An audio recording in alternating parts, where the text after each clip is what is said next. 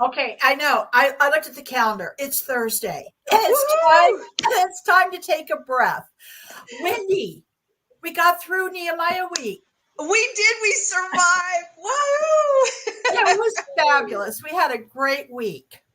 But look who we brought along with us, guys. We are so excited to have Miss Joan Randall with us today. She has agreed to come on board and talk with us ladies today. It is so exciting. But you know what? If you're here with us for the first time, this is the Take a Breath podcast, and we are here, ladies, to help provide clarity so that you can focus on building a sustainable business, create margin in your life, and impact those around you. Debra, this is exciting today. It is. We're still continuing our series. We haven't finished yet with the identity of the modern Proverbs 31 woman. So, ladies, if you haven't been with us over the last weeks or months, or there's something that you want to go back and review, make sure you go to our YouTube channel or our website and check out the podcasts in this series. They have been absolutely phenomenal. And Wendie, we're going to be wrapping this all up with our podcast that we did during Nehemiah week. So I'm excited about that. We should probably tell our tech crew that we need to do that. We probably should. They'll figure that out. But as you said, this week we have our special guest with us, and that is Joan Randall. This is an award-winning, best-selling author. She's an international speaker, a business coach, an independent publisher. Holy cow, this woman does a lot of things. She's the author of the Power of the Pen course. She's helped, get this, over 375 authors achieve best-selling status. That must be some kind of a record or award somewhere. And last week, she helped us judge the International Business Plan Competition. Now, I'm going to tell you, she is truly a Proverbs 31 woman. Joan, welcome so much. We're so happy to have you here today. I am so excited to be here. Can I just say your energy makes me want to just jump out of my skin. I love it. That's good. Well, it's by Thursday, we look forward to this break, right? Sure so do. ladies, it is time to take a breath, right? So put your stuff down, come join us for a few minutes. Let's just learn and grow, maybe have a few laughs, but more than anything, let's just stop and take a breath. Mm-hmm. During my devotional time this morning, I read 2 Timothy about how Paul was in prison and he was waiting for execution. Now, he's having a tough day, ladies, in case you were wondering. But, he wanted to impart some final words to Timothy. Now, how many of us want to do that, right? Joan, your books are amazing, and you do that. You impart those final important words. Now, Paul, he wanted to leave him with some wisdom that would help him after Paul was gone. So in 2 Timothy, he talks about, I don't know, some of us may know something about this, some suffering, some perseverance, and even some of his own experiences. But it wasn't until chapter 4, verse 17, that I just received the insight for today. And it said, "But the Lord stood with me and gave me strength." Ooh. I'm talking about power, right? The Lord stood with me and gave me strength. As with most of us lately, I don't know, things have been difficult, right? Some of you may be facing some challenges that seem more than what we can handle. Then today, as I was preparing for our guest, Ms. Joan Randall, so exciting, God blessed me with even more. And I understood how he put people in our path to confirm his message. So as I was looking at some of the books that Joan has written, I began to see exactly what God was telling me. Joan is a woman of strength. She's an example of the characteristics of a modern Proverbs 31 woman. So welcome, Joan. Joan, we are so excited to have you here. I feel so blessed and so honored and actually emotional to be here today. So thank you. Thank you. Thank you. That means the world to me. Just the whole thing about the modern Proverbs 31 woman just hit a chord that runs really deep. So thank you. Thank you. I'm so honored to be here. Well, Joe, when we first started this, I don't know, what was your feeling the first time you read the Proverbs 31 woman? I mean, what feeling did you get? So first of all, the first feeling I got was, whoa, I could never be her. She is too perfect. And I am nowhere close to even 1/10 of her perfection. But as I got more mature in my spiritual walk, I recognize that it was Solomon's mom talking about a woman of virtue. And we may not have every single characteristic, but if we show up as our authentic self and be the best version of who God calls us to be, then we are modeling aspects of the Proverbs 31 woman. And that made me feel better that, you know what, I can show up this way. I may not be a seamstress. I can't take gold, right, and make material from gold, but I may be able to provide things for my family. And I think having the spiritual maturity to understand it a little deeper made me recognize that I can be her.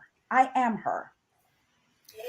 Isn't that just the truth, Wendie? I mean, we all talk about being overwhelmed by everything that this woman does.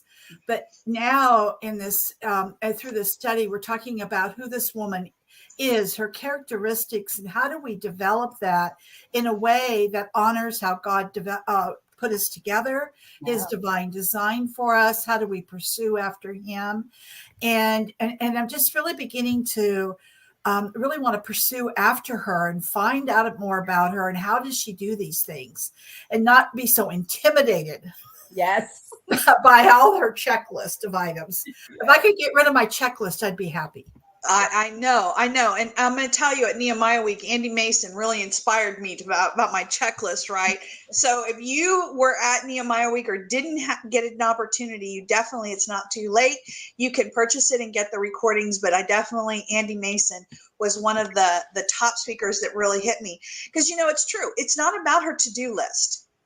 And that, I think, Joan, you really nailed it for me in the fact that in your spiritual maturity, I think a lot of us, when we first read it, it sounds like a serious to-do list that I do not want.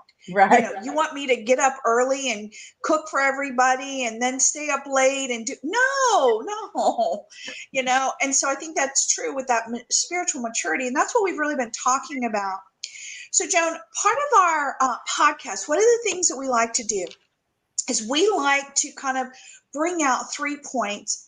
But listen, and as you remember, we don't ever leave them without a task list, right? Because we're not about talking about it. We're about doing it, making change and moving forward, just like you are. Because I've read your books and you are not a woman who just sits around talking about it. If you've got over 375 bestsellers, right? Yes. So our first thing that I'd like to ask you about and to share some information is share with our audience just a little bit about yourself and your journey. And then what in the world is the power of the pen? I know, right?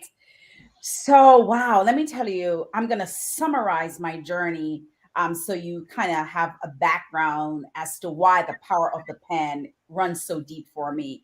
So, I'm Jamaican, came to this country because I met a man who promised me the world. He took me from Jamaica. Now, I was a young mother, so I had already had a daughter by the time I was 20, right? And so when I met this man and he said, I'm going to love you and your child, and I'm going to take you to the United States, boy, was I happy. That was 33 years ago. But what happened to me when I came, I was so naive. He was much older than me. I ended up spending years in domestic violence.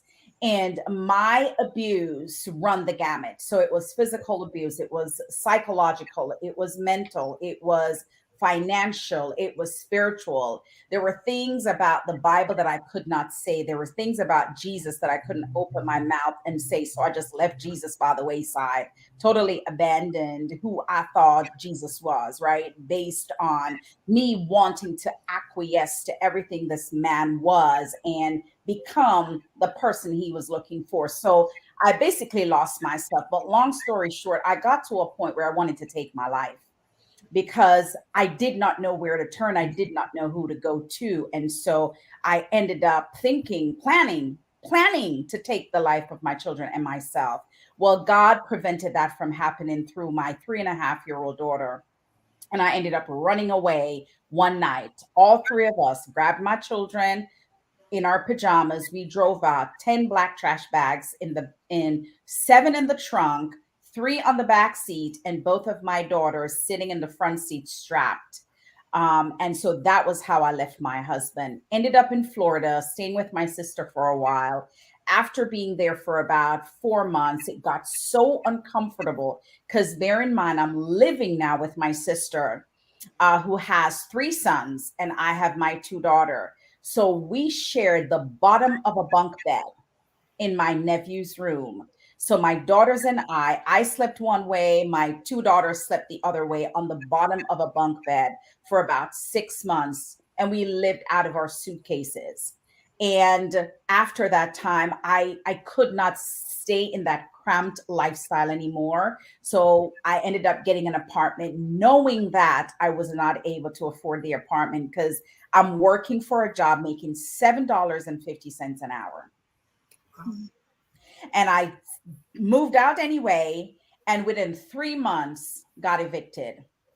They took my furniture and put it outside of the apartment in the open common area of the apartment, and rain fell. And I had 1 bed, a couch, a television, because my daughters and I slept on the same bed, and everything was wet.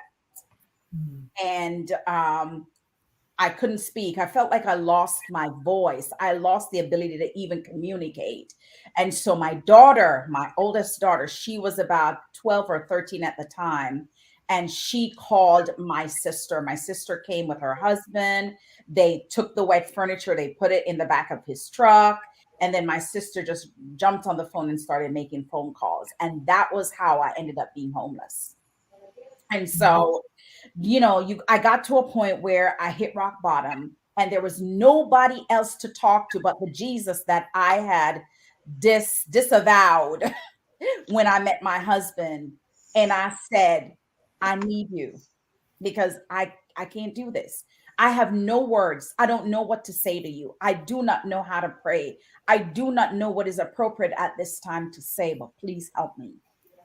And somehow, going to work every day, although I was homeless, I still went to work at my $7.50 an hour job. But the minute I stepped in my work environment, I changed who I was. So I compartmentalized. There was Joan, the homeless person, but then there was Joan, the employee. And Joan, the employee, took on this Samson kind of role. I just became this person that I didn't even recognize, right? Because I wanted nobody at work to know I was homeless or I was going through a struggle. But that person that I took on, and now I'm thinking about it, it is the Proverbs 31 woman. That role that I took on at work landed me promotion after promotion after promotion. I soon got help and got out of the homeless situation, but I just started climbing the ladder. So I was an associate, then I was a supervisor, then I was a manager, then it just kept growing and growing. I ended up, Wendie and Debra, spending 25 years in that company. And here's the thing. I started at that part-time associate making $7.50 an hour. When I retired, I was a regional vice president with this company, making high 6-figure salary, teaching people how to lead, and running an entire region by myself. That's awesome. Wow, that is so awesome. So what is the power of the pen? So the power of the pen, I coined that phrase because I recognized that I was afraid to share my story about being a domestic violence victim at some point. So the entire life of my career, I never told a soul. I felt embarrassed by it. I was ashamed of it. And I felt that if I ever told someone that I was beat up, that they would look at me differently, that I would no longer be this executive, that I would no longer have the courage to stand up in front of an audience and speak because I had the shadow, the weight of something that was embarrassing. And what I recognize in hindsight is that I had the ability to take that shame away because I know that Jesus died on the cross for me. So I shouldn't have any shame, right? But then again, spiritual maturity got me there. But prior to that, I realized that I had buried the pain of domestic violence for so many years that it became almost like this concrete thing in my soul. And I wasn't able to be the authentic person that I was created to be because I had this buried concrete cinder block down in my soul, preventing me from being my best. And so I started writing. And what I noticed every time I wrote is as if I used a chisel and was chipping away at the concrete thing that was down in my soul. So every time I wrote, I got a relief. I cried, but I got some relief. And then I wrote again and I got relief. And then every time I write, it was like this thing just opened up and I felt like I was a closed flower. But as I started writing, the flower was just opening up and opening up. And I recognized how powerful the pen was. Wow. Wow. Wow, Joan, what a powerful story that is. And, you know, I find, unfortunately, I am amazed at the number of women who have a similar story to this, and how it affects the way that we see ourselves, the way that we talk to others, the way that we our self-image that we have, Yeah. as well as our ability to fulfill our destiny.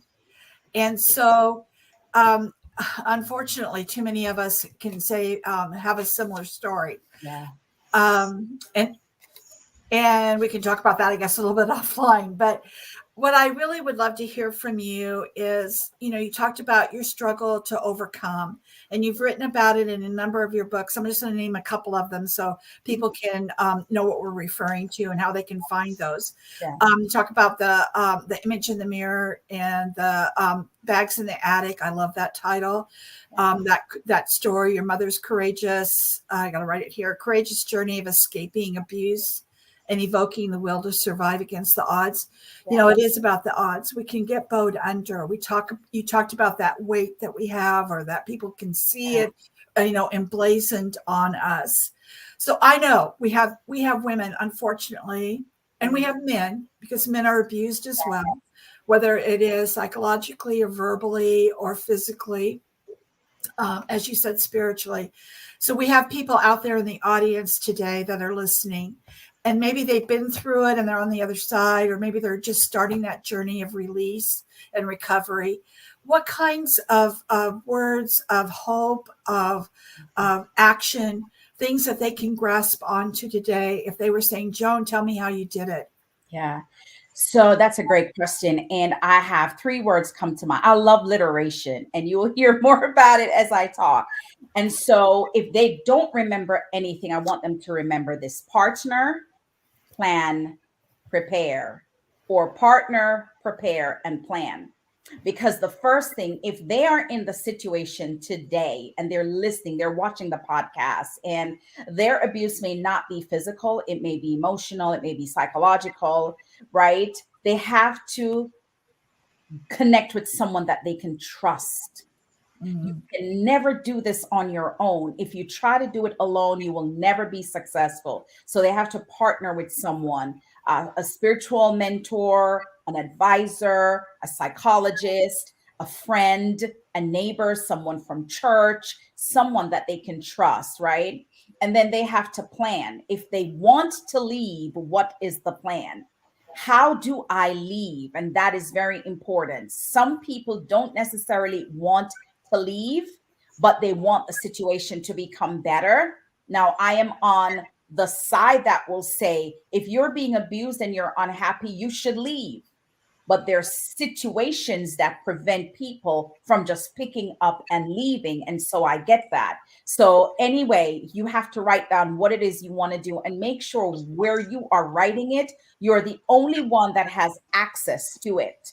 Right? You can't write it where on your computer on a Word document, someone will find it, right? write it in a book and put it in a safe deposit bank or a safe deposit somewhere or a mailbox of some sort, right? And then the third thing is prepare.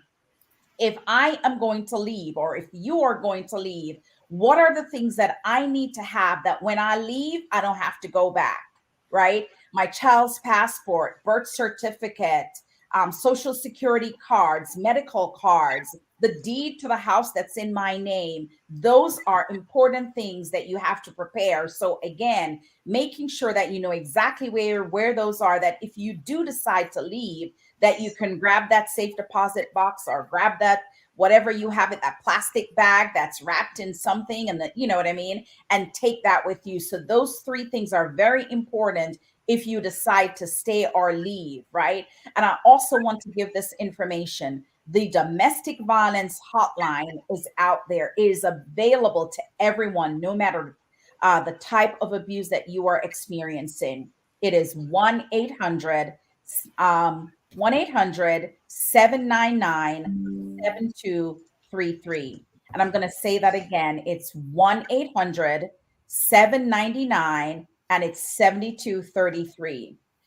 What I love about that website is if you are on that website somewhere on your computer and your spouse, whoever that abuser is, happen to walk by, once you hit the escape button, it brings up a screen with dogs and puppies and cats, and they cannot go back and trace it in your history. That's one great thing. The second great thing is it is translated in over 200 plus languages, which means it doesn't matter if you speak French or Spanish or, you know, some other type of language, Russian. There are translators that will help you, give you advice and give you, you know, tips and strategies and tools and what they can do to assist you. The other thing about that is also there is, and I know a lot of people may not know this. First of all, the hotline is 24/7. But do you know QT gas station? Has anybody ever seen QT gas station? Well, there's certain areas of our country that has QT gas station. It is a safe house for domestic violence victims. So if you're in the car with your abuser and he stops at a QT gas station, you can come out of that car, walk right into the gas station, have a conversation with the clerk at the gas station. They will put you in a safe room and call the authorities to get you away from that abuser. Wow. So there's so many resources out there that's available online. Well, Joan, thank you so much. I know we're getting close to time, Wendie, so we want to be sure to be able to wrap up. But ladies, there are help out there. Don't stand alone. Men, if you're listening, there's help for you as well. And we know that in these times that this is a very real threat, Yes. and we want to ensure that everyone is safe. So thank you, Joan, for those three things: partner, prepare, and plan. Absolutely. Well, Joan, what is ahead? You've got some great books. You have The Power of the Pen, where I can learn to write my own story. It's a course that we offer through Nehemiah, an amazing course, so I can learn to do that. But what is ahead for you? What is your next thing that you are doing that we can celebrate? So I do have a conference coming up. I have a conference once a year, and this year it's called the Power of the Pen Retreat. So it's a online retreat, which means you don't have to take planes, trains, buses, or anything to come. Find a space in your home from the comfort of your own home, and you will be like in a retreat environment with us online, similar to what Nehemiah did, which I absolutely love. And this is November the 3rd, the 4th, and the 5th. It's a Thursday, Friday, Saturday. It is a 3-day event. And once a year, we have something. I have an intensive academy where I teach people how to take their books to business and beyond. And so right after our conference or retreat, we'll go right into the publishing academy where people can learn how to publish their book, become author, publisher, and how to take their books and turn it into business. So that's what we have. Wow. Well, that is exciting. And those are some amazing opportunities. Well, we always like to make sure that our ladies, those watching our podcast, get some action steps. And Debra, I think Joan's already given them. And I think these are 3 good things no matter where we're at, which is partner, plan, and prepare. And I think that those 3 things, whether you are in that situation, whether you're an entrepreneur, whether you're stepping out, right? You're moving, partner, prepare, and plan, or partner, plan, and prepare. I remember we can switch those 2 up. And I think those are 3 things that we can do, because a coach, a mentor, having that partner who can walk with you, encourage you, advise you, all of that is really important. And then we have to prepare, count the cost, right, Debra? Yep. Yeah, exactly right. I'm going to say this as well. Partnering, we start with Jesus. We start there. That's our first partner. So we need to connect with him and ensure that we are on the right path and get him and following him along the way. And I love the idea, Wendie, preparing. Where do I want to go? What do I want to achieve? What's God got for me? And what's the plan? And that's what we're all about, is getting plans together. Wow, this has been powerful. Oh, absolutely. Well, Joan, one of the things we talk about, we give our ideas and share, but we always take it back to scripture. We always go to the truth, and we want to start there, and we always leave our ladies with that. Do you have a particular scripture that you would like to share with the women today that you just really lean into? Yes, I would. And it is Isaiah 41 and verse 10. And I love reading this from the Amplified Bible. And it says, "Do not fear anything, for I am with you. Do not be afraid, for I am your God. I will strengthen you. Be assured, I will help you. I will certainly take hold of you with my righteous right hand." And when God said my righteous right hand, he's talking about his justice, his power, his victory, his salvation, his grace, his favor. So if you lean in on Isaiah 41 and verse 10, there is no way you won't be able to pull yourself out of situations that you may find yourself in today. What a powerful scripture that is, Joan. It's one that I had identified as well. It reminds me that I can move from being a victim to being a victor. And that is what you are today, and how you shared that with us. Wendie, I love that scripture. Well, we like to give the ladies 3 scriptures. So I'd like to share Psalms 147:3. We've talked about, that pain, but it says here, he heals the brokenhearted and binds up their wounds. Mm-hmm. You don't bind them up. You don't heal them. Those in the world don't hear him. It says he heals the brokenhearted and binds up their wounds. And the one I picked out today was from Psalm 99. The Lord is a stronghold for the oppressed, a stronghold in times of trouble. No matter what we're going through, we can count on him to be there and to support us. Well, speaking of support, Debra, and Joan, you've talked about who to partner with. We have our upcoming Business Success Accelerator course that's starting on October 11th. Now, this is a peer-to-peer transformational business coaching that offers coaching solutions for the entrepreneurs. You know what? This is that time to come together, to link arms together, to partner, to prepare, to plan, right? Joan, thank you for that. You just gave it to us, right? To lead right into that. So if you say, I need to partner, I need to, join this group, we're going to put in the chat box how you can register for this. This is upcoming. Debra and I will be leading this. It's going to be an amazing opportunity, again, to prepare, to plan, to grow your business, to take that next step. And so we look forward to that. Debra, our time is up. I know. Wow. I can't hardly believe it. I have much more to learn and hear from you, Joan. Thank you so much for sharing with us today. We've put your contact information for those who want to reach out. I know everyone has a story to tell, and we would love to see your numbers grow to, I don't know, 1,000 authors that are bestsellers. And I'm gonna put that out there in the world. Ladies, it's been a powerful message today. You may know someone who's in trouble, but we always come back to our scripture from First Chronicles 16:11.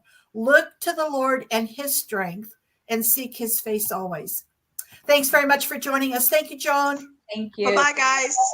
Bye.